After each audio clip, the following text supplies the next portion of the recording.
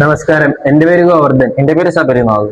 ഞങ്ങൾ Edappal Victoria technical ഇൻസ്റ്റിറ്റ്യൂട്ടിൽ പഠിക്കുന്ന 2024-26 ബാച്ചിലെ മെക്കാനിക്കൽ എഞ്ചിനീയറിംഗ് വിദ്യാർത്ഥികളാണ്.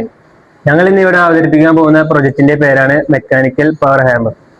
മാനുവൽ ഹാമറിങ്ങിനെ അപേക്ഷിച്ച് എഫിഷ്യന്റും ആക്യുറേറ്റും ആയിരിക്കും. മെക്കാനിക്കൽ പവർ ഹാമറിന്റെ പ്രധാനപ്പെട്ട ഭാഗങ്ങളാണ് ഇലക്ട്രിക് മോട്ടോർ, ബെൽറ്റ്, പുള്ളി, shaft, bearing, hammer, spring. Electric motor ഒരു ബെൽറ്റ് മുഖാന്തരം ഷാഫ്റ്റിനെ റൊട്ടേറ്റ് ചെയ്യുന്നു.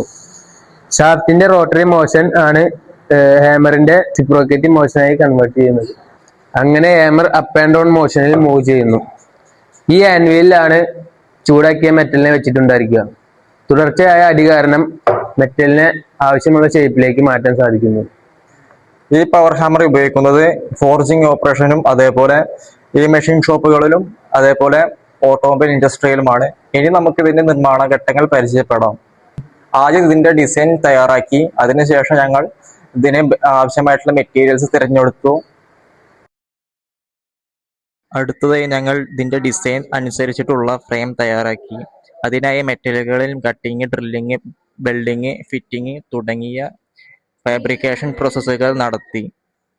അതിനുശേഷം എല്ലാ ഭാഗങ്ങളിലും ശരിയായ രീതിയിൽ കൂട്ടിച്ചേർത്ത് മെഷീൻ അസംബിൾ ചെയ്തു.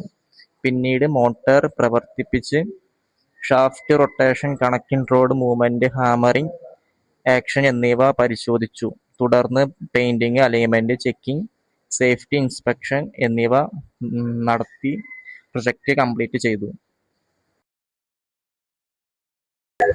ഈ പ്രൊജക്ട് വഴി ഞങ്ങൾക്ക് മെക്കാനിക്കൽ സംവിധാനങ്ങളുടെ പ്രവർത്തനം പ്രായോഗികമായി മനസ്സിലാക്കുവാനും ഫാബ്രിക്കേഷൻ സ്കില്ല് മെച്ചപ്പെടുത്തുവാനും സാധിച്ചു. എല്ലാവർക്കും നന്ദി.